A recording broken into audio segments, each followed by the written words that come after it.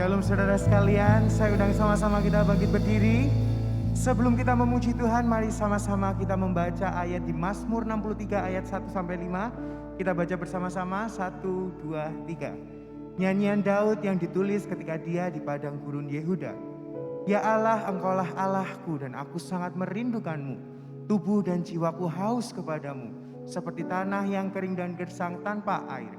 Ya, aku telah melihat Engkau di rumahmu. Aku telah melihat kekuatan dan kemuliaan-Mu. Kasih-Mu lebih baik daripada hidup, maka bibirku memuji-Mu. Aku akan memuji-Mu dalam hidupku, dalam nama-Mu aku mengangkat tanganku dan berdoa.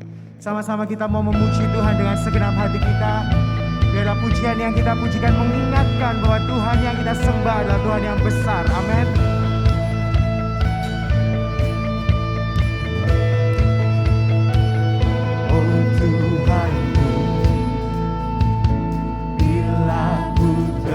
Pesona merenungkan ciptaanmu semua, ku saksikan bintang bulu angkasa, tanda kebesaran-Mu. Mari angkat suaramu, kami memuji kebesaran-Mu, ajaib Tuhan, ajaib Tuhan. Kami memuji kebesaran-Mu, ajaib Tuhan, ajaib Tuhan. Amin, ajaib Tuhan.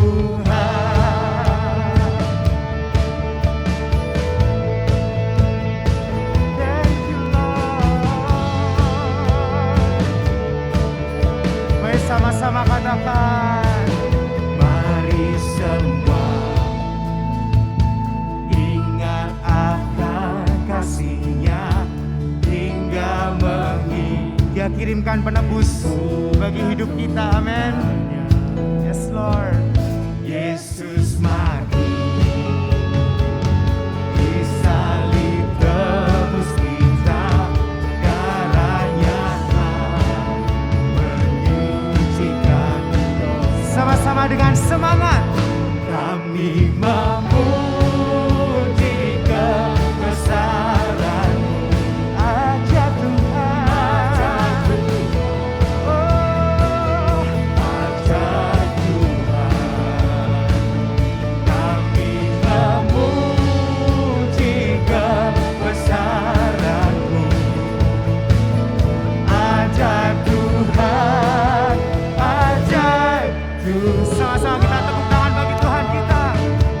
We thank you Lord akan kasih-Mu Tuhan. Saat Kristus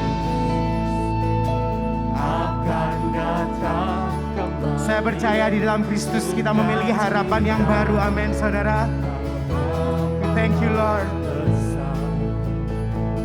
Terkabullah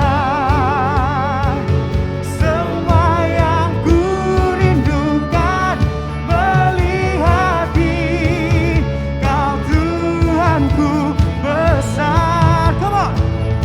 Kami memuji kebesaran-Mu, ajaib Tuhan, ajaib Tuhan.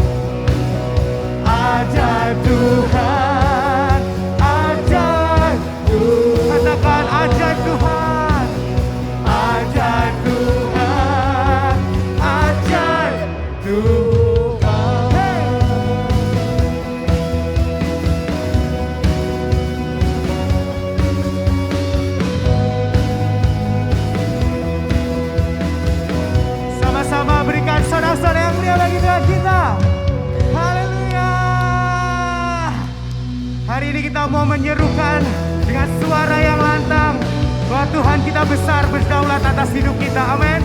Come on.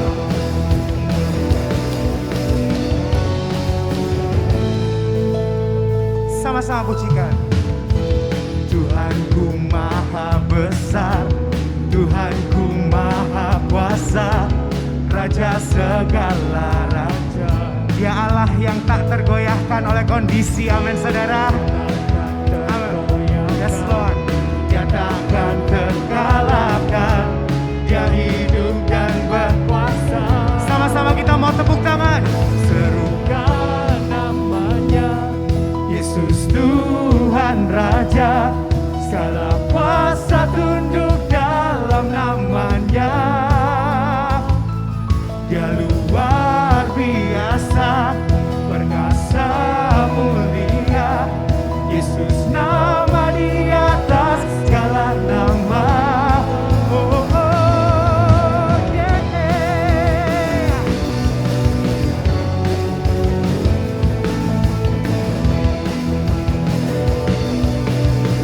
Sama-sama pujikan. Tuhanku maha besar, Tuhanku maha kuasa, Raja segala raja. Dia takkan tergoyahkan, Dia takkan terkalahkan. Dia Allah yang hidup. Dia hidup dan Amin. berkuasa. Come on. Serukan namanya, Yesus Tuhan Raja. Segala kuasa tunduk dalam namanya. Dia luar biasa. Hey, perkasa mulia. Yesus nama di atas segala nama. Oh, oh, oh, oh. Namamu berkuasa Tuhan atas hidup kami. Sama-sama Serukan namanya, segala pujian ini keluar dari hati kita untuk menyembah Sang Raja. Amin. Dia luar biasa, perkasa mulia. Yesus nama di atas segala nama. Serukan namanya, Yesus Tuhan Raja. Segala kuasa tunduk dalam namanya. Oh, Kau Allah yang luar biasa. Hey, Yesus nama di atas segala nama. Yesus nama di atas segala nama. Sekali lagi katakan. Yesus nama di atas segala nama. Oh, oh.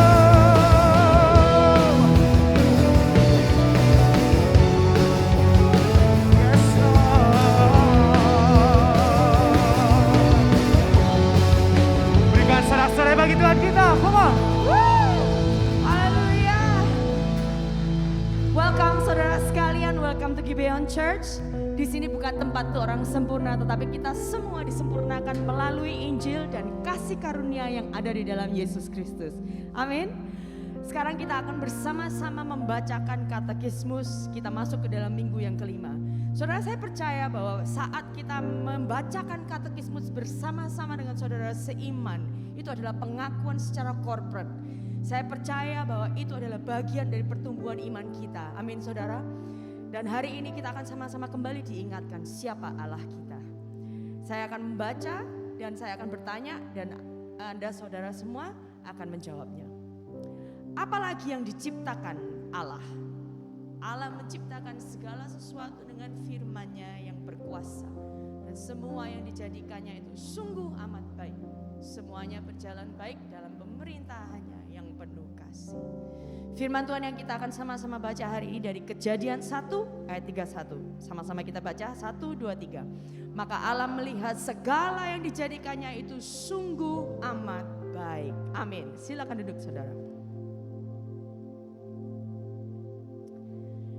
kita memperhatikan jagat raya dan isinya, kalau saudara pernah nge-google atau pernah mungkin mempelajari atau melihat sekilas lah ya gambaran dari jagat raya ini. Kalau kita melihat semuanya itu semuanya sungguh sangat luar biasa, saudara. Kalau kita mempelajari secara detailnya, sangat complicated, sangat rumit sekali. Kalau misalnya kita memperhatikan di dalam bumi ini pun demikian juga. Kadar oksigen yang ada di dalam udara itu tidak pernah berkurang dan tidak pernah kelebihan setiap harinya, setiap saat, setiap detik. Padahal jumlah manusia itu selalu bertambah ya di dalam bumi ini ya. Dan juga kalau kita melihat jarak antara bumi dengan matahari pun, kalau terlalu dekat kita semua hangus. Kalau terlalu jauh kita semua jadi kaku, jadi kayak es gitu ya. Dan banyak hal yang kita perhatikan di dalam ciptaan Tuhan. Binatang, pemandangan, matahari terbit di pagi dan juga terbenam di sore hari. Semuanya ini kalau kita memperhatikan itu sangat complicated. Berarti ada yang menciptakan. Jangankan melihat hal yang complicated, yang simple yang kita pakai sehari-hari ini aja yang ada yang menciptakan, ada yang membuat. Apalagi hal yang luar biasa seperti itu, presisi sekali dan sangat sempurna. Dan bagi kita yang menyadarikan hal itu, kita kagum akan Sang Penciptanya. Amin, saudara. Dia adalah Allah yang berdaulat. Ciptaannya itu sempurna, presisi dan terbaik. Dia adalah Allah yang memegang kendali. Tidak ada satu hal pun yang luput di dalam jagat raya ini dari pegangan tangannya. Tetapi saat kita melihat, kok bisa ya? Tapi keadaan dunia ini kok sepertinya tidak seperti apa yang digambarkan dari ciptaan awal. Yang tadi dibilang sangat baik dan sungguh baik. Kita semua tahu bahwa saat dosa masuk, disitulah kerusakan terjadi, pemberontakan terjadi. Sakit penyakit, kejahatan, kesengsaraan memasuki kehidupan umat manusia. Sehingga kita gak bisa melihat hal yang sempurna itu ada di depan kita. Tetapi saudara, ada kabar baik. Allah yang besar, berdaulat dan transenden itu juga Allah yang imanen. Dia adalah Allah yang sangat personal dengan kita. Dia Allah yang sangat dekat dengan kita. Bahkan dia Allah yang memikirkan keselamatan buat saudara dan saya. Pemilihan akan keselamatan itu pun dia memikirkannya. Semua itu adalah inisiatifnya dia. Jadi dari penciptaan sampai kepada keselamatan kehidupan kekal kita, dia pun merencanakan dengan sangat careful. Itu artinya dia Allah yang peduli. Dia Allah yang mencintai kita. Bahkan helai rambut di kepala kita pun dia tahu. Hari-hari kita dia tahu. Kekhawatiran kita dia tahu sampai detail dan dia peduli. Itulah Allah kita. Amin, saudara. Dan saya percaya saat kita ada di dalam dia, bahkan saat kita menghadapi kesengsaraan, bahkan COVID pun yang mengancam seakan-akan kehidupan kita manusia, Allah peduli. Dia menyediakan pertolongan, dia menyediakan penghiburan, dia menyediakan kekuatan, dia menyediakan damai sejahtera. Dan itu tidak bisa diberikan oleh dunia ini. Itulah Allah kita. Dan yang paling utama saudara, pengharapan kita adalah suatu hari nanti dia akan memperbaharui semuanya ini menjadi baru. Itulah pengharapan kita. Akhir kita tidak di dalam dunia ini yang bobrok, tetapi akhir kita ada di dalam kekekalan bersama dengan dia. Yang akhirnya dia akan memperbaharui semuanya menjadi sempurna. Itulah harapan kita yang sejati. Amin. Berikan kemuliaan bagi dia, saudara. Mari sama-sama kita bangkit berdiri. Saya ingin undang kita sama-sama merenungkan dan kita membawa doa pertobatan kita. Mungkin ada beberapa dari kita atau mungkin seringkali kita lupa. Kita mengandalkan kekuatan kita sendiri, kita lupa dia adalah Allah yang memegang kendali. Dan seringkali kita lupa bahwa dia ada Allah yang peduli. Dan pada pagi hari ini, mari sama-sama kita datang, kita bawa kembali kehidupan kita. Tuhan, aku mau belajar mempercayai Engkau. Engkau adalah Allah yang berdaulat. di dalam kedaulatan-Mu. Aku mau rest Tuhan. Saya berikan waktu untuk kita sama-sama berdoa. Bapa di surga, kami bersyukur pagi hari ini kami diingatkan bahwa kehidupan kami itu ada di dalam genggaman tangan-Mu. Engkau Allah yang memegang kendali semua hari-hari kami, bahkan masa depan kami yang kami pun tidak tahu, Engkau sudah tahu. Dan kami berdoa Tuhan, ajar kami untuk mempercayakan kehidupan kami seluruhnya dalam tangan-Mu. Hari-hari kami Tuhan, kelemahan kami, masa lalu kami pun kami mau berikan kepadamu. Dan kami percaya Tuhan, di dalam Engkau ada pengharapan yang sejati, ada kekuatan yang sejati. Dan hari ini Tuhan bawa kami kembali untuk melekat kepadamu. Terima kasih Bapa untuk firman-Mu. Kami berdoa hanya di dalam nama Tuhan Yesus. Kami bersyukur. Amin.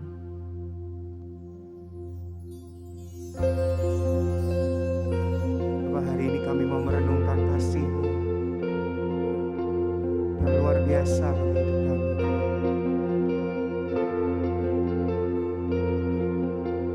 Who makes the sun to rise and bring the earth new life in every being?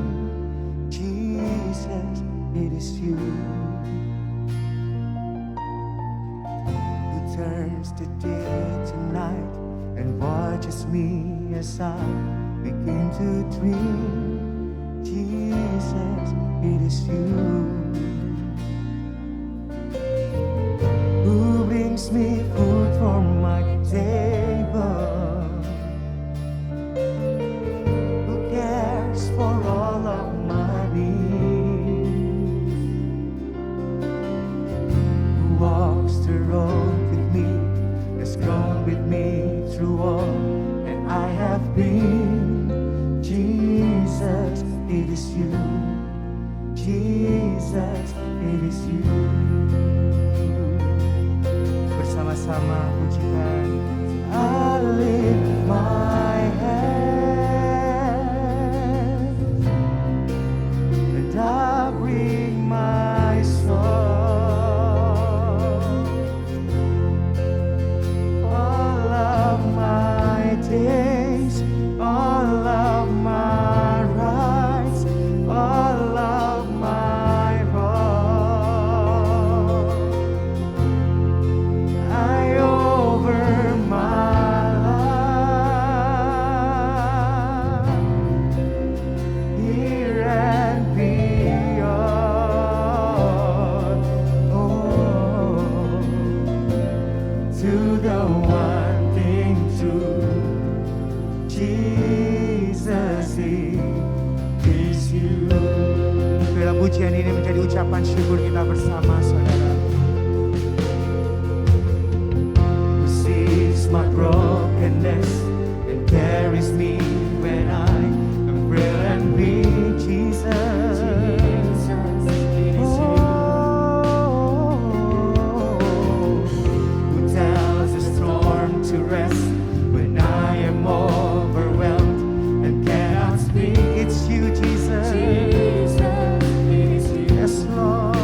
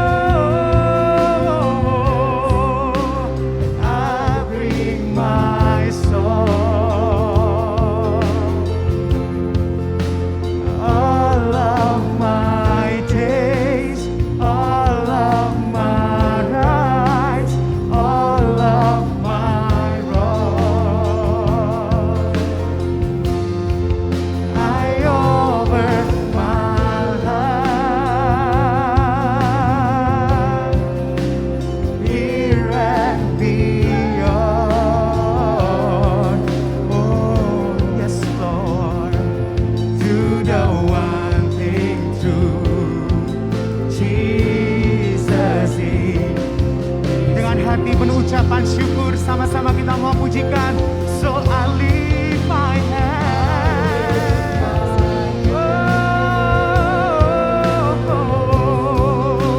and I bring my song.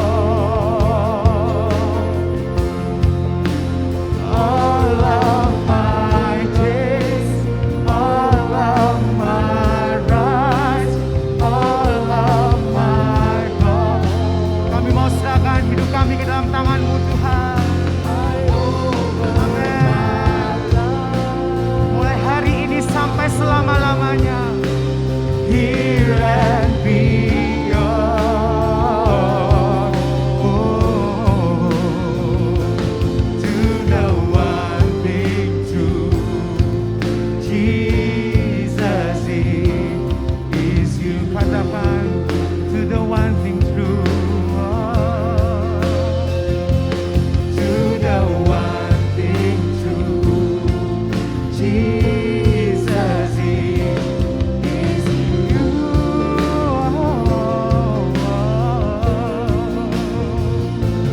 To the one thing true, Jesus is you. Kau sungguh baik Tuhan. Yes Lord. So I lift my hands. Mari sama-sama kita pujikan saudara. I bring my soul. Dengan segala kerendahan hati kami Tuhan, kami mau menyatakan Kau baik Tuhan. All of my rights, all of my wrongs. Sungguh kami mau menyerahkan hidup kami ke dalam tangan-Mu Tuhan. Here and beyond, here and beyond.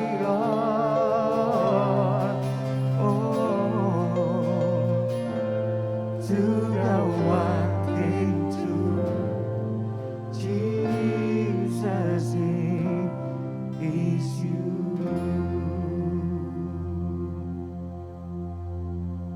Ya Tuhan, tiap jam ku memerlukan-Mu.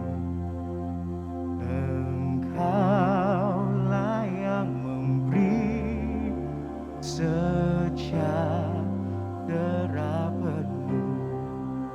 Setiap jam ya Tuhan, jika ku perlukan, ku datang juru selamat, anugerahilah. Biarlah pujian ini menjadi doa setiap hari. Ya Tuhan, tiap jam Engkau ada Tuhan di setiap musim dalam hidup kami. Kami memerlukan-Mu Tuhan. Yes Lord.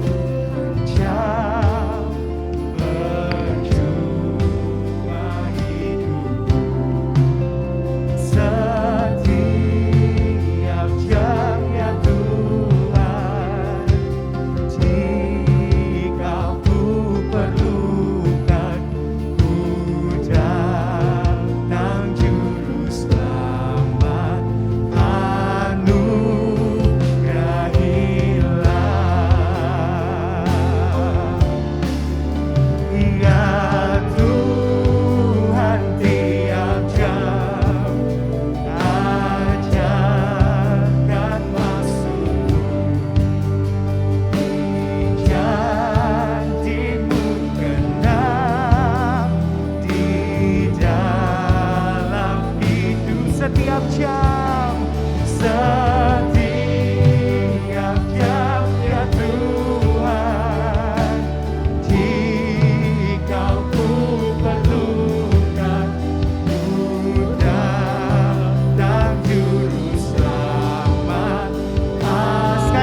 mau katakan setiap jam ya Tuhan, jika ku perlukan, ku datang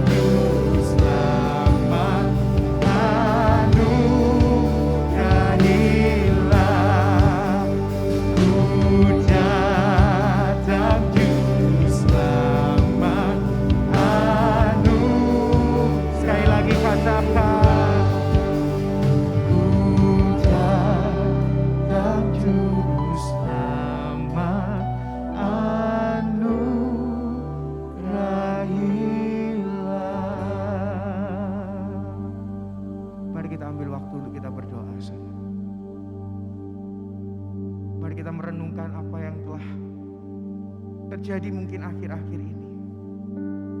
Mungkin banyak hal yang membuat kita khawatir. Mungkin banyak hal yang membuat kita takut. Pujian yang baru kita nyanyikan mengatakan bahwa kami memerlukan-Mu Tuhan setiap waktu dalam hidup kami Tuhan. Dalam setiap musim dalam hidup kami Tuhan, kami memerlukan-Mu Tuhan. Karena Engkau Allah yang besar, Engkau Allah yang berdaulat atas hidup kami Tuhan. Engkau yang memegang setiap hidup kami. Di tengah kemegahan dunia ini Tuhan, Engkau rela turun ke dalam dunia, hidup bersama dengan ciptaan-ciptaan-Mu Tuhan. Sehingga Engkau mengerti Tuhan apa yang kami alami di dalam dunia ini. Dan terlebih dari semuanya itu, Engkau datang ke dunia untuk menjadi penebus kami Tuhan. Sungguh kami bersyukur Tuhan punya Allah yang seperti-Mu Tuhan.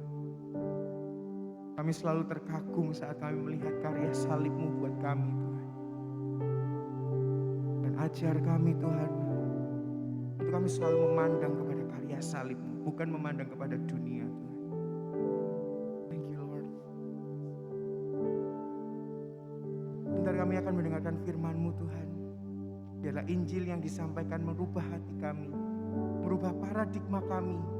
Sehingga saat kami melalui hidup kami bukan dengan ketakutan Tuhan, tapi dengan damai sejahtera yang daripada-Mu Tuhan.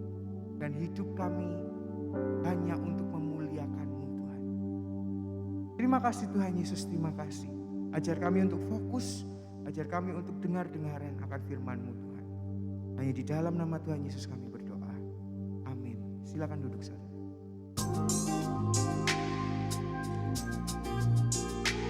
Saat ini kita diberi kesempatan untuk memberi persembahan. Untuk meminimalisasi kontak fisik, kami menyarankan Anda untuk dapat memberi secara online. Opsinya adalah dengan cara transfer ke rekening gereja yang kami cantumkan, atau dengan scan QR Code melalui aplikasi-aplikasi yang ada di samping saya. Saya yakin setiap Anda pasti sudah menerima kartu informasi Ways to Give di kursi Anda masing-masing. Segala informasi yang dibutuhkan untuk memberi ada di kartu tersebut. Dan bagi Anda yang terkendala dengan sistem online, kami juga menyediakan amplop untuk dapat Anda pakai untuk memberi secara tunai. Lalu Anda dapat memasukkannya ke dalam kotak persembahan yang tersedia di pintu keluar saat Anda pulang nanti. Moto kita memberi adalah kita memberi bukan supaya diberkati, tetapi kita memberi karena kita sudah diberkati secara melimpah yang ada di dalam Yesus Kristus. Amin saudara. Sebelum memberi, mari kita sama-sama berdoa. Bapa di surga, kami bersyukur untuk segala sesuatu yang boleh kami terima Tuhan. Di dalam kehidupan kami sepanjang minggu ini. Kami bersyukur kalau kami bisa beribadah secara online maupun onsite. Kami juga bersyukur kalau kami diberi kesempatan untuk menyembah Engkau melalui financial kami. Kami berdoa Tuhan, untuk setiap pemberian yang kami berikan, biarlah Engkau sendiri yang pakai, Engkau kasih hikmat bagi orang yang mengelolanya untuk bisa memberi berkat kepada banyak orang di sekitar gereja kami. Dan kami percaya Tuhan, segala kebutuhan kami pun Engkau tahu. Dan kami mau serahkan seluruh kehidupan kami ke dalam tangan-Mu. Kami bersyukur dan kami dengan segenap hati kami memberi hanya di dalam nama Tuhan Yesus kami berdoa. Amin. Selamat memberi saudara. Hello Gibeon Church, this is Gibeon Weekly News.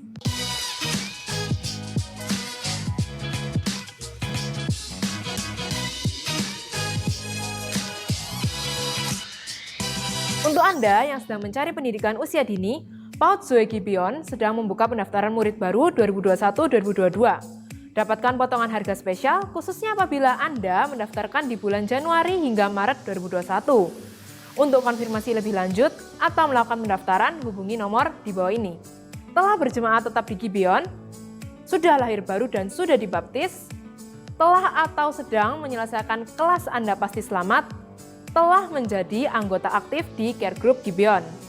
Berkomitmen untuk mengikuti kelas dan bimbingan pranikah sampai selesai. Adalah syarat untuk Anda yang berencana mengikuti kelas pranikah untuk menikah dan diberkati di Gibeon Church pada periode bulan Juli hingga November. Kelas ini dilakukan 10 kali pertemuan, dan kelas pertama diadakan pada hari Selasa 23 Februari 2021 pukul 18.30 malam melalui Zoom.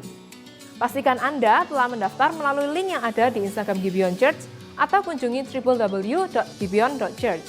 Kelas doktrin kekristenan Anda pasti selamat dan Anda pasti berubah akan diadakan kembali dimulai pada tanggal 7 Maret 2021. Untuk Anda yang mengambil bagian dalam melayani, pastikan Anda mengikuti kelas APS. Untuk Anda yang telah mengikuti kelas APS, Anda dapat melanjutkan kembali untuk mengikuti kelas Anda pasti berubah.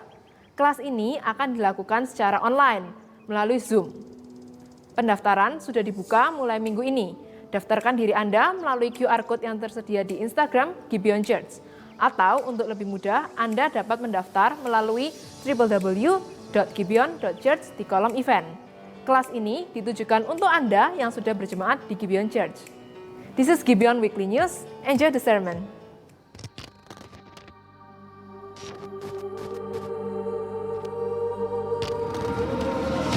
Injil, sebuah berita, kabar baik.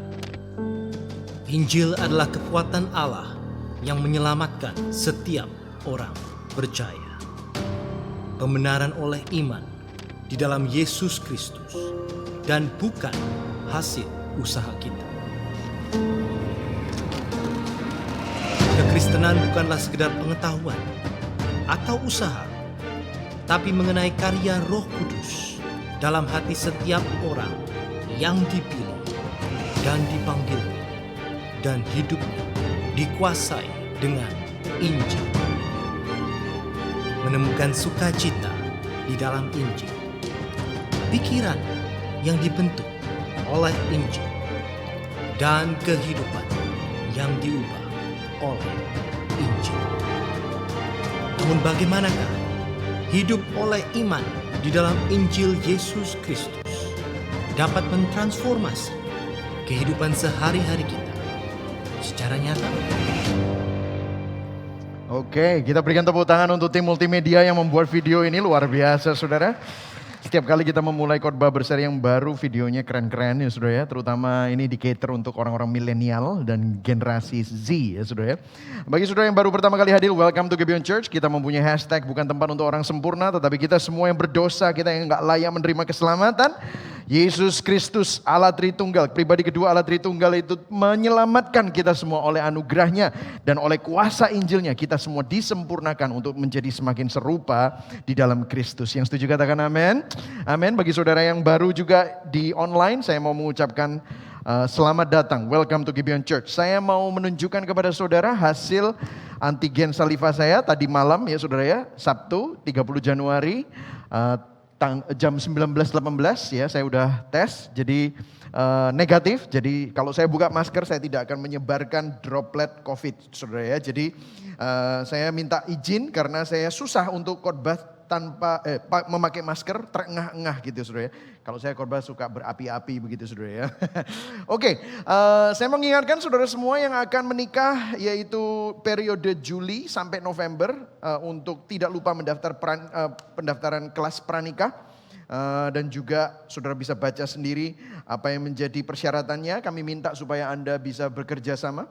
Dan bagi saudara yang gak mau jadi orang Kristen abal-abal, Anda ingin memperdalam pengetahuan Anda dan juga keyakinan Anda, apa yang Anda percayai, Anda bisa ikut doktrin dasar kekristenan, yaitu APS, Anda pasti selamat. Ya saudara ya, kita akan belajar tentang keabsahan Alkitab. Kenapa kita percaya bahwa Alkitab itu adalah firman Allah? Bagaimana Alkitab itu tidak bisa diganggu gugat? Kita percaya akan keselamatan. Kenapa kita bisa aman di dalam keselamatan kita? Apakah keselamatan kita bisa hilang? Apakah kalau nanti kita belum minta ampun terus misalnya naik pesawat dan pesawatnya jatuh atau gedung ini runtuh dan kita belum sempat minta ampun, apakah kita masuk surga atau masuk neraka? Ini semua kita akan bicarakan dengan tuntas 10 minggu saudara, berapa? 8 minggu kalau nggak salah.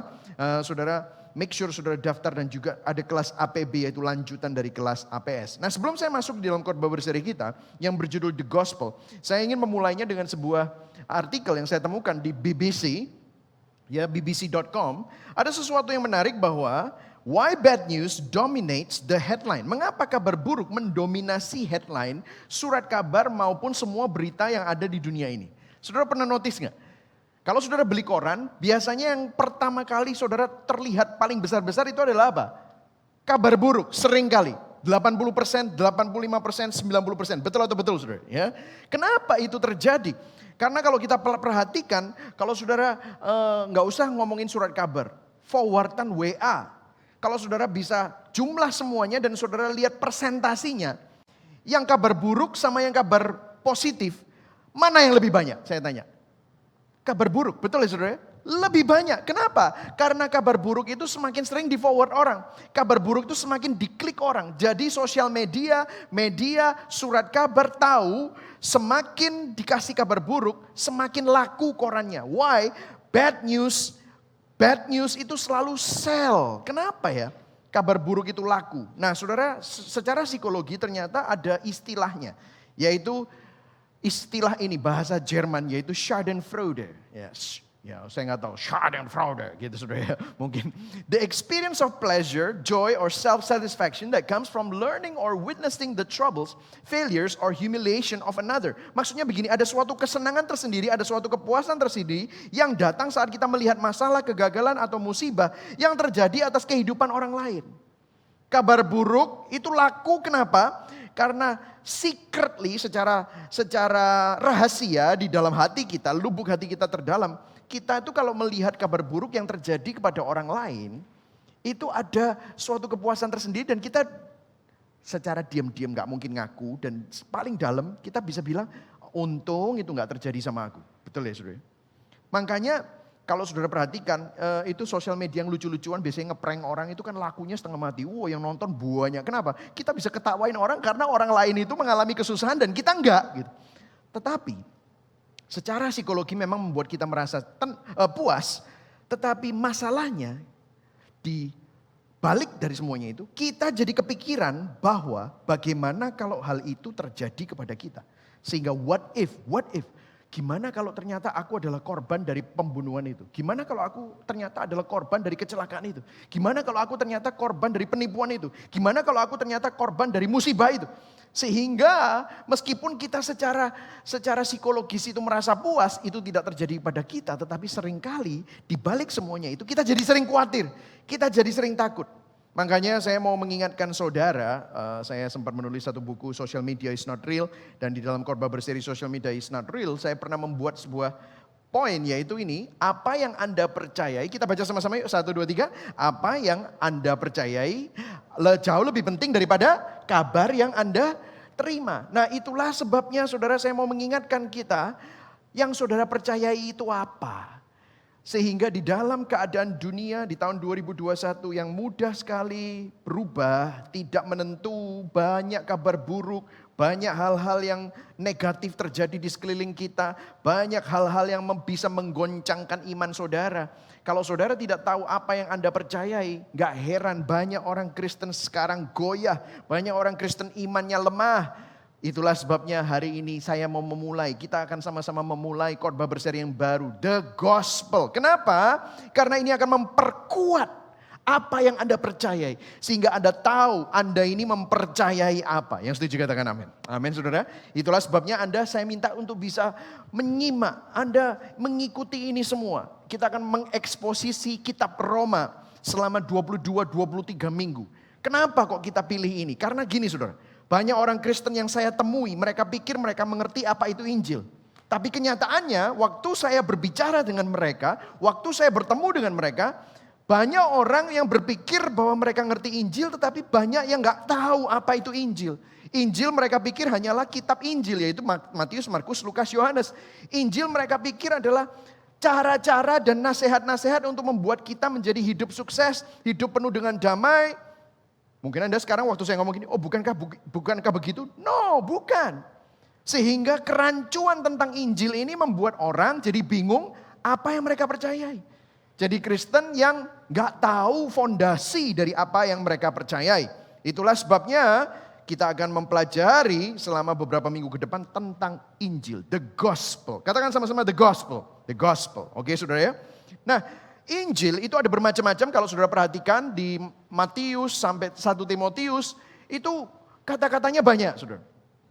Jadi maksudnya gini, Injil itu hanya satu, tetapi ada banyak hal yang bisa dibahas mengenai Injil dari berbagai macam aspek dan sudut pandang. Ada Injil kerajaan Allah, ada Injil Yesus Kristus anak Allah, ada Injil kasih karunia, ada Injil anaknya. Ini bukan Injil yang berbeda-beda, Injilnya satu, tetapi bisa dilihat dari bermacam-macam sudut pandang. Dan kita akan melihatnya dari kitab Roma. Nah saudara, kitab Roma ini adalah sesuatu yang sangat-sangat epic kitabnya karena ini merupakan masterpiece-nya Rasul Paulus. Nah, saudara kalau tahu masterpiece-nya Michelangelo ya, Leonardo da Vinci itu banyak sekali ya, saudara.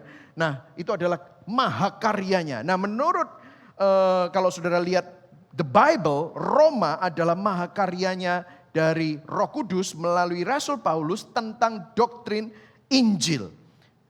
Nah, ada beberapa tokoh yang diubah hidupnya melalui kitab Roma, yaitu seorang biarawan dari Afrika, Augustine the Hippo. Hidupnya dirubah setelah dia mempelajari kitab Roma dan dia menjadi mengerti tentang esensi kekristenan. Martin Luther, seorang reformasi yang meluncurkan Kristen Protestan. Kristen Protestan itu akar katanya dari protes ya saudara ya. Protes terhadap praktek gereja yang menyimpang. Dan dia memperoleh pemahaman yang benar tentang apa yang dikatakan oleh kitab Roma bahwa keselamatan dapat terjadi oleh kasih karunia. Sola gratia and sola fide, oleh iman. Justification by faith, dibenarkan hanya oleh iman. Tokoh-tokoh reform seperti John Calvin, William Tyndale, penterjemah Alkitab, hidupnya dirubah setelah mempelajari kitab Roma. Jadi doa saya, harapan saya untuk saudara semua, selama beberapa minggu ke depan saat kita mempelajari kitab Roma, saudara punya paradigma diobrak-abrik, saudara punya paradigma dapat ditata ulang supaya saudara tahu fondasi di mana saudara berpijak di tengah-tengah dunia yang sedang digoncangkan ini. Amin saudara ya. Nah kita akan baca sama-sama. Sebelumnya saya akan memberikan sedikit overview ya dari Roma. Roma itu ada 16 pasal. Nah 16 pasal kita nggak bisa bahas satu pasal satu minggu, terlalu banyak. Ini aja hanya nanti Roma 1 sampai ayat 1 sampai 7 ya. Roma 1 sampai Roma 3 itu berbicara tentang overview of the gospel, gambaran besar dari Injil, kebutuhan manusia akan Injil. Kemudian Roma 4 sampai 5 dan Roma 6 sampai 8 kita akan berbicara tentang justification by the gospel, sanctification by the gospel. Ini berbicara tentang kuasa Injil yang mengerjakan apa dalam hidup kita. Kemudian kita akan belajar tentang Roma 9 sampai Roma 11, bagaimana Israel menolak Injil dan bagaimana Injil itu menjadi sesuatu yang abadi untuk orang-orang selain bangsa Yahudi. Kemudian kita akan melihat dampak bagaimana menghidupi Injil, karena Injil itu ada kuasanya dan ada dampak bagi kita. Bagaimana kita menghidupi Injil, dan kita akan belajar terakhir bagaimana Injil itu membawa kemuliaan bagi nama Tuhan. Kita nggak akan melakukannya semua hari minggu ini, ada 23 minggu, 22 sampai 23 minggu kita akan melakukannya. Hari ini saya akan bicara tentang the person of the gospel, not the concept of the gospel saja, oke? Nah, kita akan baca sama-sama Roma 1 ayat 1 sampai 7 ayat saja. Pertamanya saya mau sampai ayat 17, tapi nanti kita jadi 2 jam di sini. Oke, saudara. Saya tahu saudara semua lapar ya, saudara. Oke, ayat yang pertama. Saya akan baca yang putih, saudara baca yang kuning. Dari Paulus hamba Kristus Yesus yang dipanggil menjadi rasul dan dikuduskan untuk memberitakan Injil Allah. Saudara, Injil itu telah dijanjikannya sebelumnya dengan perantaraan nabi-nabinya dalam kitab-kitab suci. Tentang anaknya yang menurut daging diperanakan dari keturunan Daud. Ayat 4. Dan menurut Roh Kekudusan dinyatakan oleh kebangkitannya dari antara orang mati bahwa ia adalah anak Allah yang berkuasa, Yesus Kristus Tuhan kita. Ayat 5, dengan perantaraannya kami menerima kasih karunia dan jabatan rasul untuk menuntun semua bangsa supaya mereka percaya dan taat kepada namanya. Ayat 6, kamu juga termasuk di antara mereka. Kamu yang telah dipanggil menjadi milik Kristus. Ayat 7. Kepada kamu sekalian yang tinggal di Roma yang dikasihi Allah. Yang dipanggil dan dijadikan orang-orang kudus. Kasih karunia menyertai kamu dan damai sejahtera dari Allah Bapa kita. Dan dari Tuhan kita Tuhan Yesus Kristus. Berbahagialah orang yang mendengar firman Tuhan. Memelihara dalam hatinya dan melakukannya dalam hidupnya. Nah saudara, sedikit background. Saya kasih sedikit background. Kalau saudara nggak ngerti Kenapa kitab Roma ditulis? Kan percuma kita belajar kitab Roma ya. Sedikit background. Paulus menulis surat ini kepada gereja di Roma sekitar tahun 56 sampai 57 Masehi. After Kristus ya, AD. Makanya disebut kitab Roma, waktu itu Paulus ada di Korintus. Dan waktu itu gereja di Roma meledak dengan jiwa-jiwa. Banyak sekali jemaatnya, ribuan jemaatnya. Nah awal mulanya gereja di Roma itu adalah orang-orang Yahudi yang ada di kota Roma. Dan mereka percaya Kristus, mereka jadi Kristen. Tetapi orang-orang Yahudi ini masih memelihara hukum Taurat dan tradisi-tradisi agama Yahudi. Jadi mereka disunat, mereka melakukan sabat, mereka melakukan semua yang Torah perintahkan, tetapi mereka Kristen. Nah tetapi karena Injil itu begitu powerful, maka orang-orang Yunani mulai ikutan bertobat. Karena mereka sadar, mereka orang berdosa. Dan ada kabar kesukaan bahwa Kristus mati dan bangkit buat mereka. Sehingga mereka menerima keselamatan itu. Jadi orang Yunani adalah orang yang pinter, yang berfilosofi. Ya kalau saudara tahu, ya Plato, Socrates, ya itu semua dari Yunani ya saudara ya. Mereka semua bertobat dan menjadi Kristen.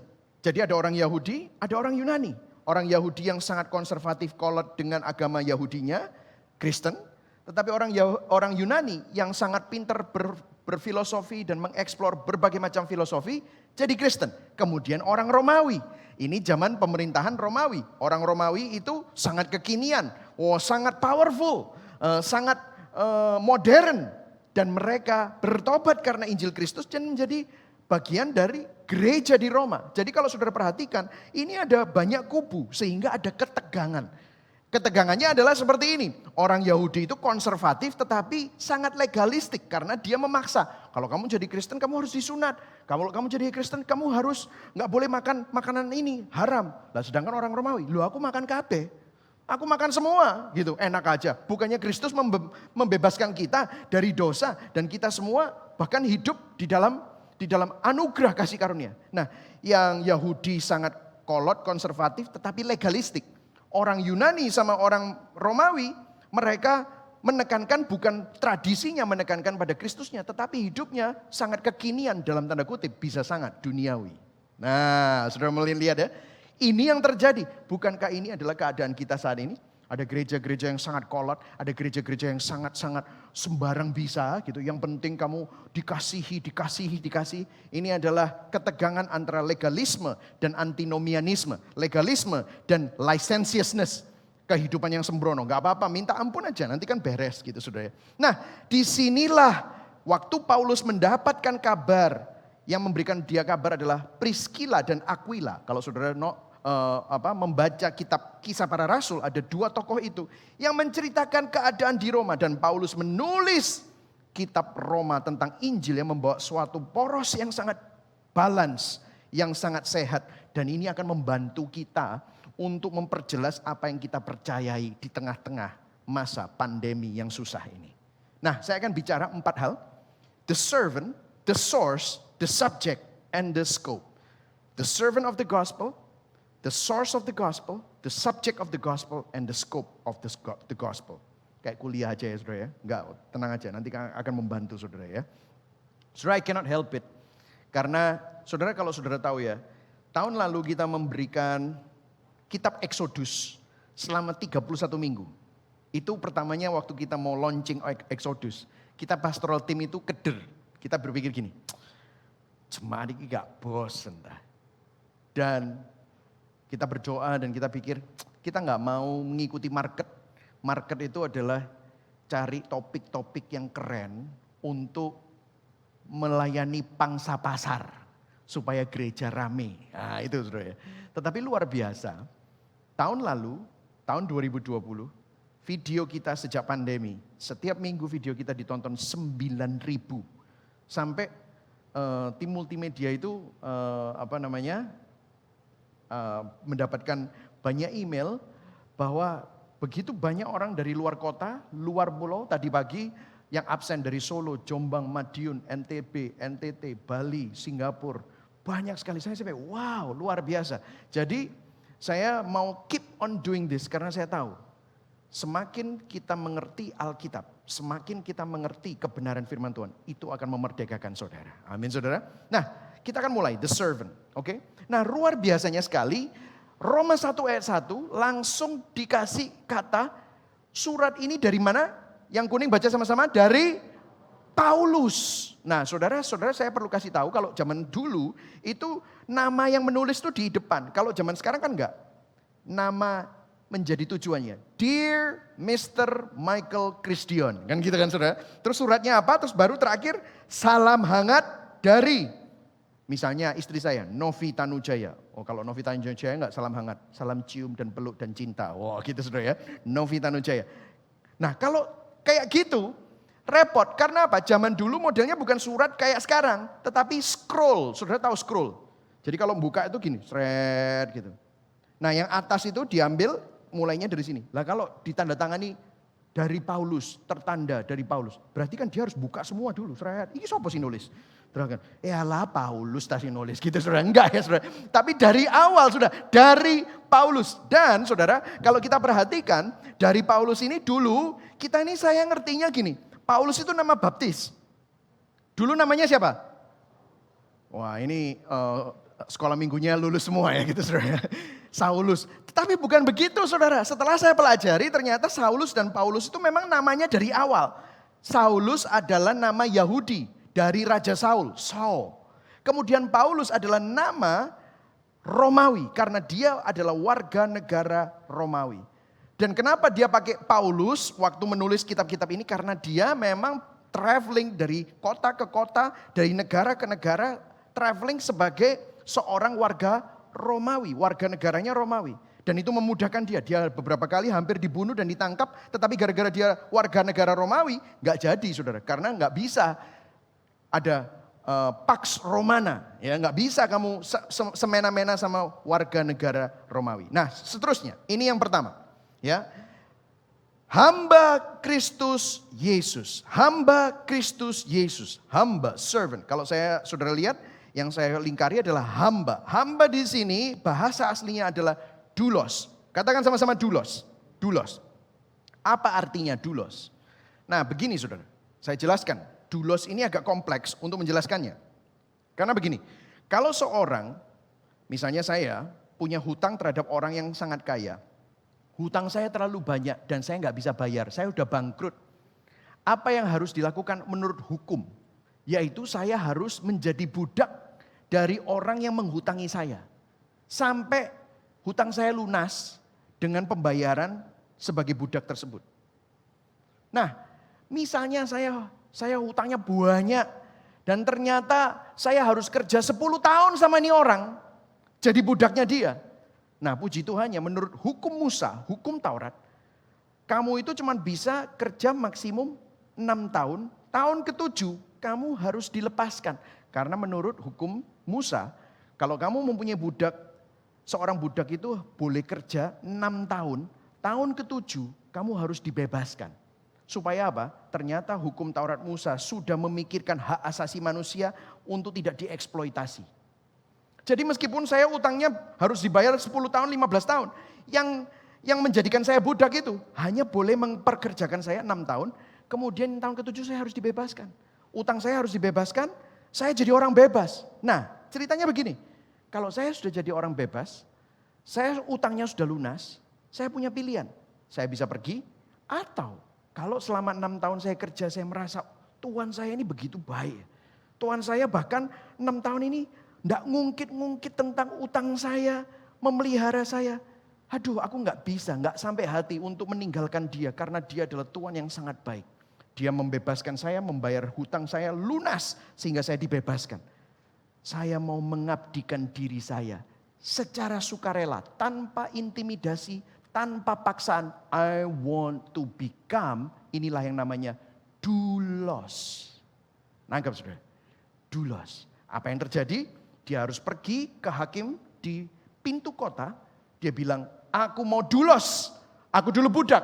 Tapi sekarang aku orang bebas, tetapi dengan sukarela aku akan mengabdikan diriku kepada Tuanku. Aku adalah doulosnya dia. Dan sesudah itu pemimpin kota akan memberikan dia anting-anting Nah makanya zaman dulu kalau pakai anting-anting itu adalah doulos. Kamu adalah seorang hamba tapi bukan budak dipaksa. Tapi secara sukarela aku mengabdikan diriku. Nah luar biasanya Paulus memakai kata-kata doulos. Dari Paulus mestinya kan gini, lebih keren gini. Yang dipanggil menjadi rasul. Nah, kan terusannya gini, yang dipanggil menjadi rasul. Tetapi dia bilang apa? Aku itu doulosnya Kristus. Apa yang Paulus ingin katakan? Aku itu hutangnya banyak sama Tuhan. Dosaku terlalu banyak. Aku dulu menangkap orang Kristen, membunuh orang Kristen, menjebloskan orang Kristen ke penjara. Sampai dia ketemu sama Tuhan Yesus. Di dalam perjalanan di kota Damsyik. Di mana Damaskus. Dia ketemu dan ada penampakan terang yang sangat luar biasa. Paulus, inilah aku yang engkau aniaya. Inilah aku Yesus yang engkau aniaya. Dan hidupnya berubah. Dia merasa bahwa dia adalah orang berdosa. Hutangnya banyak. Tetapi dengan keadaan Paulus yang berdosa. Dengan keadaan yang menjadi budak dosa. Tuhan menyelamatkan dia. Tuhan membayar lunas hutang Paulus. Maka tanpa paksaan. Tanpa intimidasi. Paulus berkata, aku tidak bisa hidup buat diriku sendiri. Tetapi aku menjadi doulosnya Tuhan. Wow. Ini ceritanya Paulus. Doulosnya Tuhan. Nah, dia mestinya mempunyai title seorang rasul. Tetapi rasulnya tidak ditonjolkan. Yang ditonjolkan adalah doulos. Doulosnya Tuhan. Saya mau tanya sama saudara. Bagaimana dengan kita? Apakah saudara itu melayani Tuhan? Menjadi doulosnya Tuhan? Atau saudara diselamatkan hanya untuk dirimu sendiri? Saya berdoa supaya melalui ini saudara bisa melihat. Dari detail kecil ini. Kita melihat. Kamu itu hutang dosamu. Gak bisa kamu lunasi. Kamu itu orang yang bejat. Orang yang semestinya dihukum masuk neraka. Tetapi Tuhan membebaskan kamu. Sehingga kamu bukan lagi budak dosa. Kalau saudara gak melayani Tuhan. Saudara pasti melayani sesuatu yang lain. Dan bukan hanya dia menjadi doulos, selanjutnya dia katakan begini. Yang dipanggil menjadi rasul dan dikuduskan untuk memberitakan Injil Allah. Dikuduskan itu bahasa aslinya adalah set apart for. Dikhususkan untuk. Dikhususkan untuk. Jadi Paulus itu bukan cuma hanya diselamatkan dari dunia. Tetapi dia diselamatkan dari dunia untuk dikhususkan hidup bagi sesuatu yang lebih tinggi daripada dunia. Hidup untuk Injil. Nah, bagaimana aplikasinya dengan kita? Saya kasih ilustrasi. Saya mau tanya sama saudara sekarang. Berapa banyak di sini yang masih single, belum menikah? Angkat tangannya, angkat tangan. Angkat tangan, tinggi-tinggi. Oke, boleh toleh-toleh ya. Nanti siapa tahu bisa kenalan ya saudara ya. Oh tapi enggak boleh bergerumul ya saudara ya. Terus enggak tahu yang mana. Cuma hanya bisa lihat matanya gitu ya. Nah, siapa yang sudah menikah? Saya ingin lihat tangannya. Yang sudah menikah. Oke. Oh, tadi yang single lebih banyak. Luar biasa hari ini ya. Banyak orang single di sini ya. Nah, yang sudah menikah mengerti ilustrasi saya ya. Saya sudah menikah dengan istri saya. Ini adalah tahun ke-21 kita jalan. Nah, waktu saya menikah pertama kali, ya of course cuma sekali ya saudara ya. Pertama ya. Jadi gini, dulu single, saudara semua yang masih single, saudara semua free untuk didekati oleh siapapun, betul? Terserah Anda mau tolak atau enggak, ya terserah gitu ya. Tetapi kalau saudara sudah tunangan dan saudara akhirnya akan menikah, ikutan kelas pranikah, apa yang terjadi? Ada suatu eksklusivitas. Anda bukan hanya dipisahkan dari semua orang single, tetapi Anda dipisahkan untuk satu orang yang Anda nikahi, betul atau tidak? Kemarin saya pas goes, saudara, datang ke sebuah kafe, terus di situ nggak ada signal. Saya butuh cek WA, ada wifi. Saya tanya, Pak wifi-nya apa? Passwordnya. Passwordnya kangen mantan. Ujus. Parah yo. Mantan kok dikangeni over ya, saudara repot gini.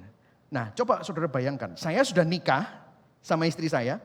Nah saya tuh dulu nakal saudara ya, saya pernah tinggal di berbagai macam kota di Amerika ya. Saya pernah sekolah dan kerja di beberapa kota, dan setiap kota saya jujur aja sama istri saya ada pacar ya. Dulu hidup lama, oke saudara ya, sudah bertobat. Kalau enggak saya enggak di sini gitu ya, ada pacar. Nah coba bayangkan kalau misalnya saya pergi ke kota tersebut sama istri saya. Sudah menikah berapa tahun gitu. Terus tiba-tiba, waduh banyak memori ya. Memori yang bisa apa gitu.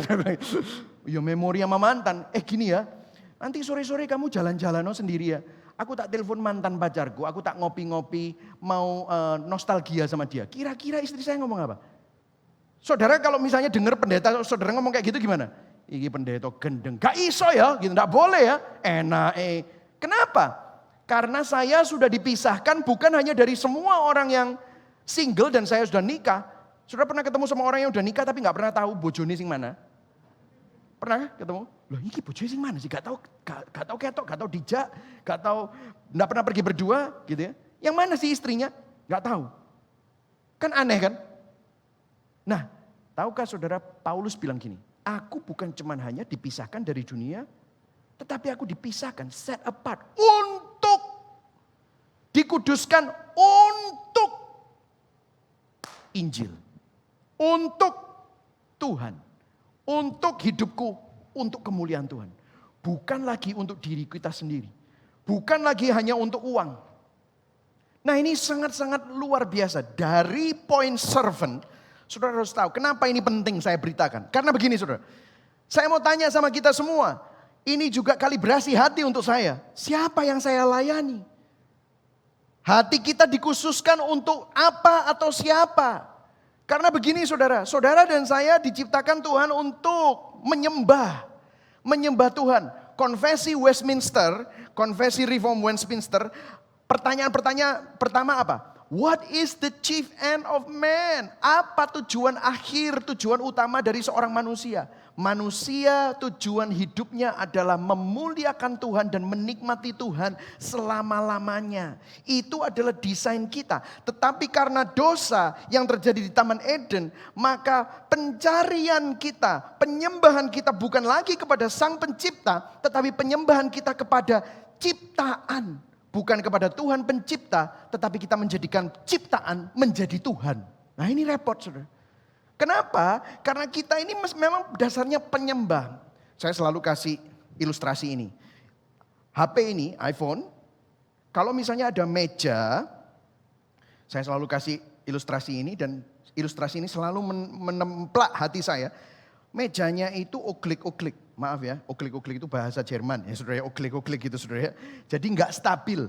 Jadi kakinya ada yang nggak sama dengan ketiganya. Makanya nggak stabil. Apa yang terjadi? Saudara perlu ganjel. Biasanya diganjel sama koran, karet, sama tisu. Betul ya saudara? Saudara, wes gak apa-apa wes. iPhone aja tak buat ganjel. Kaya banget, sultan gitu saudara ya. Tetapi apa yang terjadi? Bisa nggak iPhone ini dipakai untuk jadi ganjel meja? Bisa, tetapi tidak sesuai desainnya. Betul saudara? Terlalu mahal iPhone ini untuk produktif, untuk telepon, untuk internet, ada kalkulatornya, ada sosial medianya, ada Tokopedia-nya, shopping bisa di sini saudara. Ini desainnya tidak sesuai dengan penggunaannya, makanya rusak. Begitu juga hidup saudara. Hidup saudara bisa nggak hidup untuk uang? Bisa, rusak. Hidup saudara bisa nggak hidup untuk dunia? Bisa, rusak. Karena apa? What is the chief end of man? A man's chief end is to glorify God and to enjoy Him forever. Itulah sebabnya. Saya mau tanya sama saudara, siapa yang kita layani? Hati kita dikhususkan untuk apa atau siapa? Kita semua adalah penyembah. Kalau kita tidak melayani Tuhan yang benar, maka kita sebenarnya sedang melayani Tuhan yang palsu. Ada orang bilang, saya nggak nyembah Tuhan. Well, kamu menyembah sesuatu pasti. Kalau kamu tidak menyembah Tuhan yang benar, kamu pasti menyembah berhala, Tuhan palsu. Berapa banyak di sini kita seringkali bilang kita orang Kristen, tetapi pada kenyataannya kita sebenarnya menyembah Tuhan yang palsu. Halo. 1 Korintus 6 ayat 20, kita baca sama-sama. 1, 2, 3. Sebab kamu, ayo semuanya sama-sama. Sebab kamu telah dibeli dan harganya telah lunas dibayar. Karena itu muliakanlah Allah dengan tubuhmu. Kita sudah ditebus menjadi milik kepunyaan Tuhan. Dikhususkan untuk hidup bagi kemuliaan Tuhan. Yang setuju katakan amin dengan keras. Amin. Amin saudara. Itu yang pertama, servant. Servant of the gospel itu hidupnya seperti ini. Yang kedua, The source. Nah ini saudara, luar biasa. Dari Paulus, hamba, doulos, katakan sama-sama doulos. Doulos. Kristus Yesus yang dipanggil menjadi rasul dan dikuduskan, set apart untuk the gospel. Untuk apa? Memberitakan Injil Allah. The gospel of God. Bahasa aslinya euangelion. Euangelion itu euangelion. Good news. Gospel itu adalah kata-kata bahasa Inggris kuno, Saxon, yang namanya Godspell. Godspell, gospel. Artinya good news, God's good story. Ya, God's good story itu artinya cerita indahnya Tuhan. Nah, saya kasih contoh ya. Apa gospel ini? Saya kasih contoh. Misalnya, Anda punya kerajaan, ada rajanya, ada rakyatnya, hidup sejahtera, luar biasa indah. Tiba-tiba ada satu kerajaan yang mengancam, mengintimidasi kerajaan saudara. Menyerang dan memberikan sebuah ancaman untuk menghancurkan kerajaan saudara. Apa yang terjadi? Sang raja dengan tentaranya, mereka melihat ada sebuah ancaman dari kerajaan lain. Maka mereka, ayo kita perang, kita kalahkan kerajaan itu supaya kita lindungi seluruh kerajaan kita. Maka apa yang terjadi? Rajanya perang bersama dengan seluruh tentaranya. Dan waktu kerajaan yang mengancam itu dikalahkan, rajanya gak langsung kembali pulang. Apa yang dia lakukan? Dia mengirim utusan. Dia mengirim herald, pemberita. Herald itu bahasa Inggrisnya, bahasa Indonesia pemberita. Herald untuk membawa apa? Kabar kemenangan, kabar baik. Untuk pulang ke kerajaannya. Hei, raja kita sudah menang. Inilah yang namanya gospel. Nangkap saudara? Jadi gospel itu bukan gimana caranya kita menang. Bukan. Gospel itu bicara kita sudah menang. Gospel bukan good advice. Tetapi gospel adalah good news. Yang setuju katakan amin. Tim Keller berkata gini, the gospel is good news, not good advice. Advice itu adalah what we should do. Apa yang harus kita lakukan? News adalah laporan apa yang sudah dilakukan untuk kita. Wow, beda banget ya saudara. That is the gospel. Kalau gospel ngomongnya it is finished. Makanya Yesus waktu di atas kayu salib dia berkata apa? Sudah selesai. Apa yang sudah selesai? Dia gak bilang gini, aku sudah bayar DP. Semua yang percaya sama aku teruskanlah cicilanmu. Gak gitu loh saudara. Dia udah bilang apa? Lunas, it is done. Kamu gak usah bayar apa-apa. Aku yang bayar. That is the gospel. Advice, agama, kamu harus lakukan. Harus lakukan ini. Supaya kamu dapat itu. Kamu harus lakukan ini. Supaya kamu dapat itu. Ini. Harus kamu lakukan semua. Itu do. Tapi the gospel it's done. Katakan sama-sama done. It's done. Amin saudara. Inilah esensi Injil. Injil bukan tentang apa yang harus kamu lakukan dan apa yang tidak boleh kamu lakukan. Itu agama. Tetapi Injil apa yang sudah Tuhan selesaikan buat kita semua. Itulah sebabnya agama apa yang manusia lakukan untuk Tuhan. Gospel apa yang Tuhan sudah lakukan untuk kita. Jadi begini saudara, bahasanya. Kalau saudara perhatikan, tadi waktu kita memberi persembahan, kita memberi bukan supaya... Ayo semuanya yang sudah di Gibeon lama, kita memberi bukan supaya diberkati, tetapi karena sudah diberkati. Nah kalau agama bilang gini, kamu harus memberi supaya diberkati. Kamu harus cinta Tuhan supaya Tuhan cinta kamu. Kamu harus setia supaya kesetiaan Tuhan untuk kamu. Itu agama. Itu bukan Alkitab. The gospel is not about that. Agama selalu ngomong kamu harus supaya. Tetapi kalau the gospel, Tuhan sudah mengampuni, maka kamu bisa mengampuni orang lain. Amin saudara. Tuhan sudah mengasihi kamu, meskipun kamu tidak layak dikasihi, makanya kamu bisa mengasihi, bahkan musuhmu kamu kasihi. Tuhan sudah memberkati kamu bukan hanya dengan pemeliharaan secara fisik, jasmani, sandang, pangan, papan. Tetapi memelihara, menyelamatkan kamu, memberkati kamu dengan keselamatan kekal. Maka kalau kamu pelit, gak ngerti kamu. Kalau Tuhan sudah memberkati kamu, Tuhan sudah menyelamatkan kamu, maka kamu juga akan memberkati orang lain. Hidup penuh dengan kemurahan hati. Yang setuju katakan amin. Jadi bahasanya kalau gospel, Tuhan sudah, maka kita bisa. Amin. Ayo ulangi yuk. Tuhan sudah, katakan sama-sama, Tuhan sudah, maka kita bisa. Tuhan lebih dulu, katakan sama-sama, Tuhan lebih dulu, maka kita dimampukan. Ayo sama-sama katakan, maka kita dimampukan. Itu gospel. Kalau agama, saya harus supaya Tuhan. Ini beda saudara. Disinilah done, it's done. Bukan lagi cicilan yang saudara lakukan. Bukan lagi DP yang Tuhan lakukan. Tetapi finish. Tadi sudah bilang apa? 1 Korintus 6 ayat 20. Hargamu sudah apa?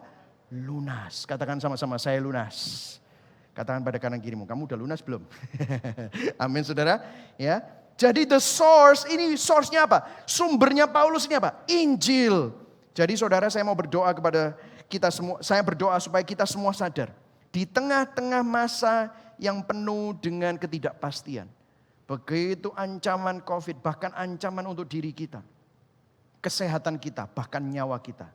Saudara, saya berdoa supaya saudara sadar. Hidupmu itu aman. Karena masalah yang terbesar yang kita menjadi ketakutan kita yaitu maut sudah dikalahkan oleh Tuhan. Oke, yang ketiga. The subject. Subjeknya Injil ini apa? Ini yang menjadi judul khotbah saya. Judul khotbah saya, Injil itu bukan konsep, tetapi orangnya. Lihat, ayat yang kedua. Injil telah dijanjikannya sebelumnya dengan perantaraan nabi-nabinya dalam kitab-kitab suci. Ayat 3, kita baca sama-sama yang di buletin. 1, 2, 3, tentang siapa? Anaknya yang menurut daging diperanakan dari keturunan Daud dan menuruti roh kekudusan dinyatakan oleh kebangkitannya dari antara orang mati bahwa ia adalah anak Allah yang berkuasa, Yesus Kristus Tuhan kita. Jadi begini saudara, the gospel is a good news about God's redemption through Jesus Christ. Injil adalah kabar baik tentang penebusan Tuhan melalui Yesus Kristus. Injil itu adalah tentang Yesus. Nah, Yesus pernah ngomong gini sama orang-orang Farisi. Orang-orang Farisi itu kan jago Alkitab ya, jago Torah. Terus dia bilang begini di Yohanes 5 ayat 39, dia bilang gini, kalian semua mempelajari Alkitab, yaitu kitab-kitab suci, kitab para nabi, kitab hukum Taurat, menyangka bahwa dengan cara itu kalian mempunyai hidup sejati dan kekal. Terus dia bilang gini, Alkitab itu sendiri memberi kesaksian tentang siapa? Aku. Kamu tahu hukum Taurat itu bayangan tentang siapa? Sembelihan anak domba itu siapa? Aku. Imam besar yang harus masuk ke ruang maha kudus itu siapa? Aku. Kalau saudara belum tahu itu semua, ikuti khotbah berseri Exodus. Saudara akan lihat semua. Bahkan desainnya tabernakel itu adalah pelataran, ruang kudus, ruang maha kudus. Ini bicara tentang siapa? Aku. Jalannya cuma satu, pintu tabernakel cuma satu. Akulah jalan. Ada meja roti. Roti itu adalah memberikan makan. Akulah roti hidup. Ada air yang membasuh. Akulah air hidup. Ini semua tentang aku. Ayat 40. Tetapi kalian tidak mau datang kepadaku untuk mendapat hidup kekal. Saudara, sekali lagi Injil bukan tentang cara-cara untuk kita hidup sukses. Alkitab bukan tentang cara-cara supaya kita hidup penuh dengan bebas tantangan. Bukan saudara. Tetapi tentang Kristus yang sudah menyelamatkan saudara dan dia tidak pernah meninggalkan saudara. Yang setuju katakan amin. Kalau saudara perhatikan di khotbah berseri Miracle of the Bible. Saudara bisa cek sendiri ya. Itu 10 minggu saya bicara tentang Alkitab. Keabsahan Alkitab. Alkitab itu isinya berapa? 66 kitab. Yang nulis berapa? 40 penulis. Ada raja, ada nabi, ada gembala, ada nelayan. Edukasinya berbeda-beda, rasnya berbeda-beda. Ada 3 bahasa, mereka gak kenal satu sama lain. Ditulis di 3 benua, ditulis di 13 negara, kurun waktunya 1500 tahun. Ngomongin tentang apa? Ini loh yang diomongin, menjadi kesatuan mahakarya, satu tema sentral mengenai karakter dan sifat Allah, rencana penebusannya bagi umat manusia, enggak berkontradiksi, semuanya mengerucut kepada siapa? Yesus Kristus. The gospel is about Jesus Christ. Yang setuju katakan amin. Kebenaran itu bukan teori, kebenaran itu adalah pribadi. Kebenaran itu bukan sesuatu yang dipelajari, tetapi kebenaran itu adalah seseorang yang perlu dikenal. Saudara kenal gak sama Yesus Kristus? Kalau saudara kenal, maka saudara akan mempunyai relasi. Ada sebuah cerita di Lukas, bagaimana waktu Yesus mati di atas kayu salib, ada 2 murid yang putus asa, tidak disebutkan namanya, tapi mereka pergi ke Emmaus. Masih ingat ceritanya saudara? 2 murid Emmaus. Apa yang terjadi? Ketemu sama Tuhan Yesus. Saking galaunya nggak bisa melihat Tuhan. Saya mau tanya sama saudara, berapa banyak di sini yang kita galau karena pandemi sampai nggak bisa melihat kebaikan Tuhan? Itu lumrah saudara. Memang itu manusiawi. Tetapi ada ceritanya di Alkitab.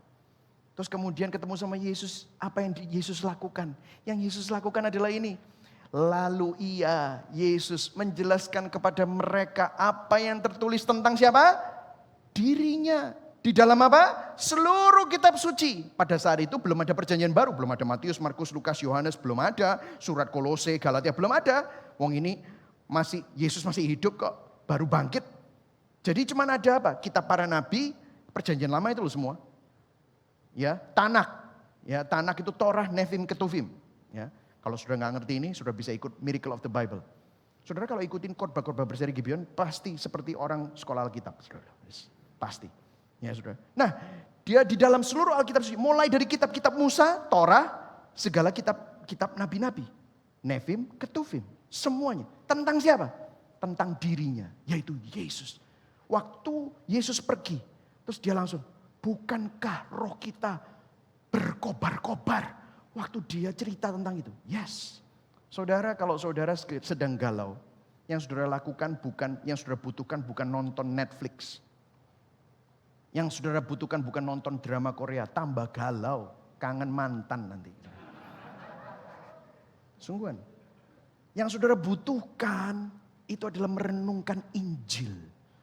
Karena waktu saudara merenungkan Injil, gila ya. Aku ngapain takut? Yang saudara butuhkan adalah melihat segala sesuatu ini dari kacamata Injil. Kalau saudara lihat Injil, ini bicara tentang ini. Alkitab, perjanjian lama, bicara tentang apa? Antisipasi kedatangan Mesias, Kristus. Kitab Injil itu apa? Matius, Markus, Lukas, Yohanes. Perwujudan dari karya pribadi kedua Allah Tritunggal, Yesus. Kisah para rasul berbicara tentang pekerjaan Roh Kristus. Betul ya saudara? Surat para rasul, penjelasan. Surat para rasul itu bukan kisah para rasul. Surat para rasul itu adalah apa? Ya ini, Roma, Efesus, Galatia, Kolose, 1 Petrus, 1 Yohanes, ya, Wahyu, semua itu. Oh bukan, Wahyu terakhir. Surat para rasul, penjelasan siapa Kristus itu. Makanya kita mempelajari kitab Roma supaya tahu apa yang kamu percayai, siapa yang kamu percayai, fondasi dari apa yang kita percayai. Terus kitab Wahyu, pemerintahan Kristus nanti. Pada waktu kita mengalami langit baru dan bumi baru. Ya, jadi the subject yang terakhir saudara, the scope. Nah ini the scope menyangkut saudara dan saya. The scope ini jangkauan. Jangkauannya Injil. Nah ini luar biasa saudara ya, lihat. Ayat 5 sampai ayat 7 dan kita akan selesai. Dengan perantaraannya kami menerima kasih karunia dan jabatan rasul. Jadi kalau saudara melihat saya sebagai gembala sidang, saya ada orang sebagai pendeta, hamba Tuhan. Kita semua ini adalah orang-orang yang menerima kehormatan kasih karunia. Tidak layak mestinya di sini. Kalau saya mau jujur sama saudara, saya orang yang paling gak layak untuk jadi pendeta dan gembala sidang. Dosaku terlalu banyak saudara. Seperti saudara juga mungkin saudara, oh jangan kalau saya ketemu pendeta nanti saya kobong. Gitu. Neraka gitu saudara. Saya lebih lagi. Tetapi hanya karena kasih karunia Tuhan, saya bisa ada di sini karena karya Kristus.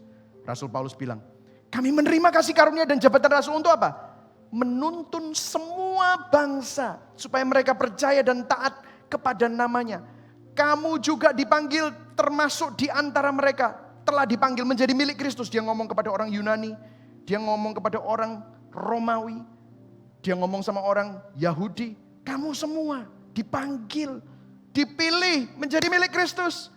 Kepada kamu sekalian yang tinggal di Roma yang dikasih Allah, yang dipanggil dan dijadikan orang-orang kudus. Kamu tuh dulu berdosa, tetapi kamu jadi orang kudus. Bukan karena kamu kudus, bukan karena kamu layak, baik, bukan. Kamu berdosa semua. Tetapi kekudusan Kristus, Kristus yang kudus, yang tidak mengenal dosa jadi dosa. Supaya kamu yang tidak layak, yang berdosa, menerima kebenaran Kristus, kekudusan Kristus, transfer kepada kamu. Dosamu ditimpakan, ganjaran yang mendatangkan keselamatan ditimpakan kepada Kristus. Tetapi kekudusan, kebenaran, kemuliaan Kristus diperhitungkan kepada kita yang percaya kepadanya. Wow. Kasih karunia menyertai kamu dan damai sejahtera dari Allah Bapa kita dan dari Tuhan kita Yesus Kristus. Yang keren di sini adalah semua bangsa. Semua bangsa bicara tentang orang Indonesia termasuk. Orang Jawa, orang Padang, orang Kalimantan, orang NTT, orang Tionghoa, orang Surabaya, wani diselamatkan oleh Tuhan. Maksudnya apa?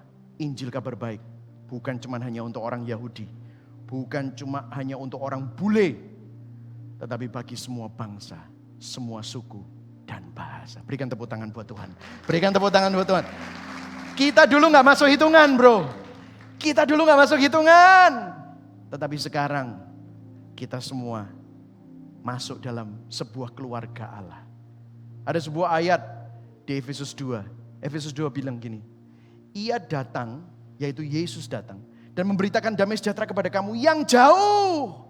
Yang jauh ini ngomongin apa? Gentiles, itu bahasa aslinya. Gentiles ini apa? Bangsa non-Yahudi. Ya siapa? Kita-kita nih.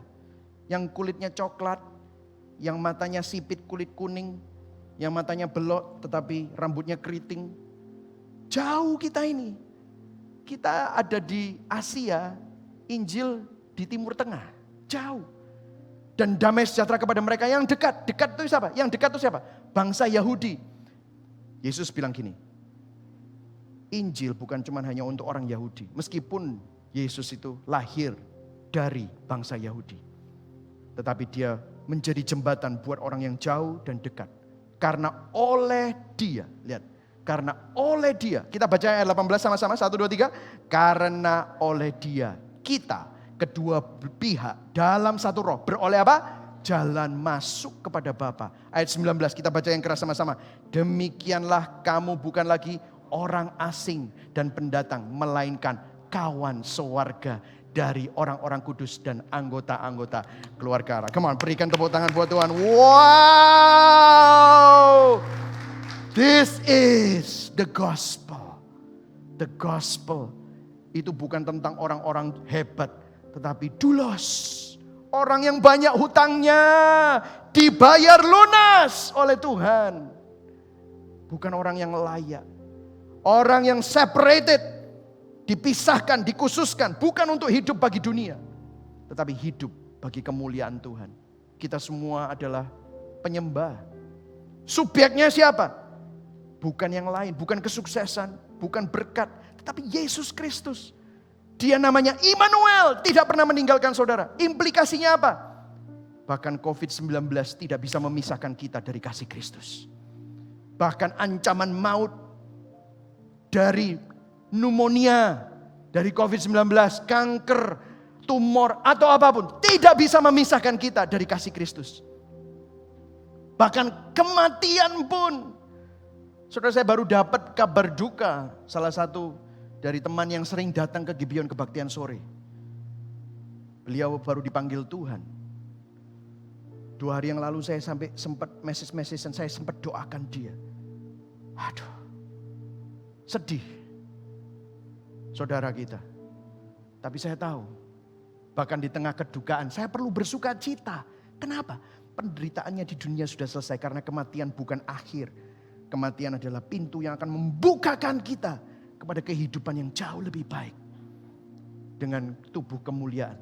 Satu hari kita akan ketemu lagi di langit baru, bumi baru. Kenapa kita harus mengalami semua kesedihan dan kedukaan ini? Supaya kita ingat bahwa kita adalah anggota kerajaan Allah, bukan kerajaan dunia. Yang setuju katakan amin.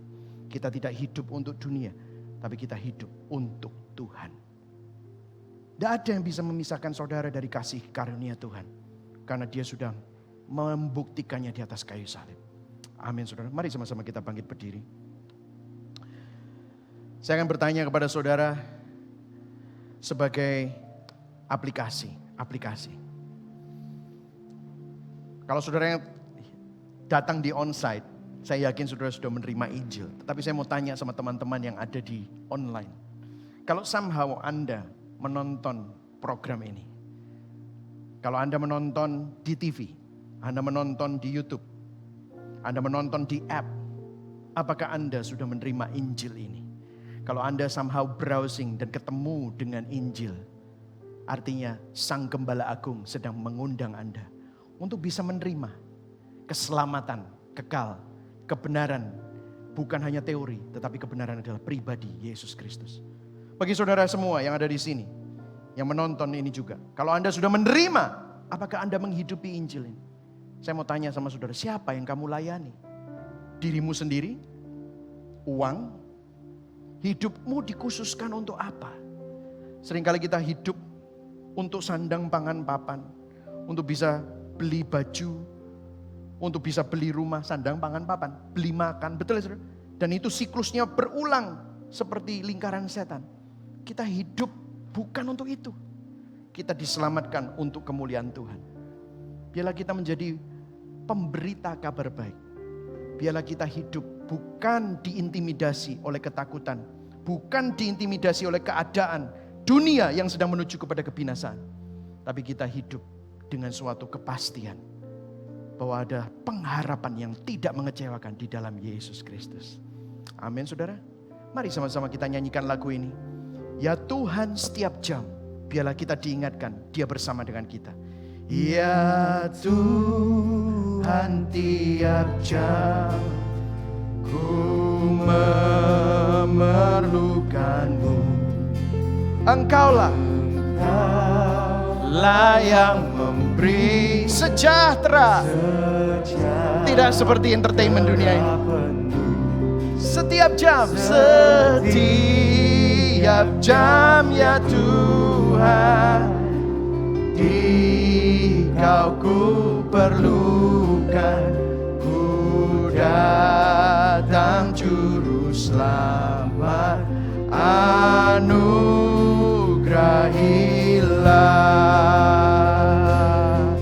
Katakan sama-sama, ya Tuhan, di suka maupun duka, di suka dukaku, jikalau Tuhan jam, percuma hidup kita. Ya Tuhan, setiap jam ya Tuhan, Dikau ku perlukan. Ku datang juru selamat, anugerahilah.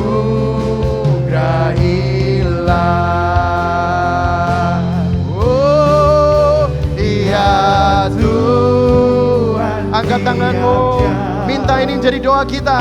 Ajarkanlah masukmu Tuhan, biar kehendakmu yang jadi, janjimu genap di dalam hidupku. Oh, setiap jam ya Tuhan, Dikau ku perlukan.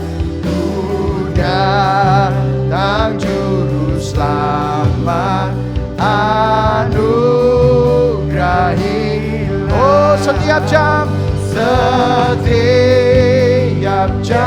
ya Tuhan, Dikau ku perlukan. Ku datang juru selamat, anugerahilah.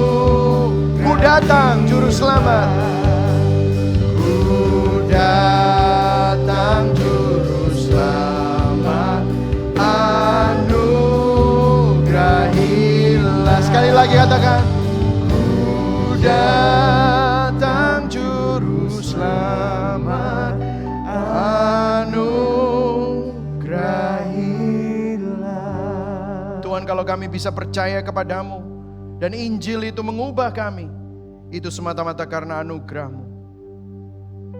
Saya mau bertanya, saya mau berdoa buat teman-teman. Kalau Anda belum menerima Injil ini, bagi teman-teman yang menonton, dan Anda tergerak waktu mendengar ini semua, maka sebenarnya Roh Kudus sedang bekerja dalam hidupmu. Karena Sang Gembala Agung berbicara, dan engkau domba-dombanya, dan engkau mengenal ini adalah suara Sang Gembala. Biarlah hari ini engkau bertobat, biarlah hari ini engkau menerima dan menyadari bahwa hidupmu milik Kristus. Kau sudah ditebus. Bagi saudara semua yang sudah menerima, saya mau mendoakan saudara. Kalau sudah mau meresponi firman ini, sudah bisa angkat tanganmu. Saya mau berdoa buat Anda. Pertanyaannya, seringkali kami lupa Tuhan untuk menghidupi Injil ini. Kami dikhususkan, kami dipisahkan dari dunia, bukan untuk hidup kembali bagi dunia, bukan hidup untuk dosa lagi, tapi kami hidup untuk kemuliaan-Mu. Ampuni kami Tuhan, kami bertobat. Saat ini kami memandang kepada Yesus kembali. Biarlah kami sadar kami dulos. Kami orang-orang yang sudah hutangnya dilunasi, diselamatkan. Hidup kami dikhususkan untuk Engkau. Biarlah Engkau saja yang kami layani. Kami tidak hidup dibelenggu oleh ilah-ilah zaman ini. Ilah uang, ilah sukses, ilah penerimaan manusia, ilah kenyamanan dan kenikmatan dunia, ilah diri sendiri. Ampuni kami Tuhan. Tapi saat ini Tuhan, kami datang kepadamu. Biarlah Engkau menjadi poros kehidupan kami. Di tengah-tengah pandemi ini kami diingatkan, hidup kami aman di dalam Engkau. Bahkan maut pun tidak punya sengat. Karena di tengah kedukaan kami pun bersuka cita. Saudara-saudara kami yang mungkin sudah duluan dipanggil Tuhan, mereka semua sudah selesai jerih payahnya. Biarlah kami terus ada di dalam genggaman tangan-Mu dan anugerah-Mu, untuk kami terus hidup untuk kemuliaan-Mu. Terima kasih Tuhan, hamba-Mu berhenti berbicara, tetapi biarlah Injil-Mu yang adalah bukan konsep, tetapi adalah Kristus sendiri, terus terngiang-ngiang dan terus mengubah hati kami dan mengkalibrasi hidup kami. Mari saudara, kita arahkan hati dan tangan kita kepada Tuhan yang menyelamatkan, memelihara dan menopang kita. Kita akan mengakhiri kebaktian hari ini. Kiranya Tuhan memberkatimu, sehingga dalam keadaan apapun engkau sadar bahwa Dia bersama dengan engkau. Tuhan memberkatimu, Tuhan melindungimu, Tuhan menyinari engkau dengan wajah-Nya dan memberikan engkau kasih karunia. Tuhan menghadapkan wajah-Nya kepadamu dan memberikan engkau damai sejahtera. Kiranya Allah Bapa, Allah Putra dan Roh Kudus selalu menyertaimu dari sekarang sampai selama-lamanya. Yang percaya sama-sama katakan amin. Berikan tepuk tangan buat Tuhan Yesus.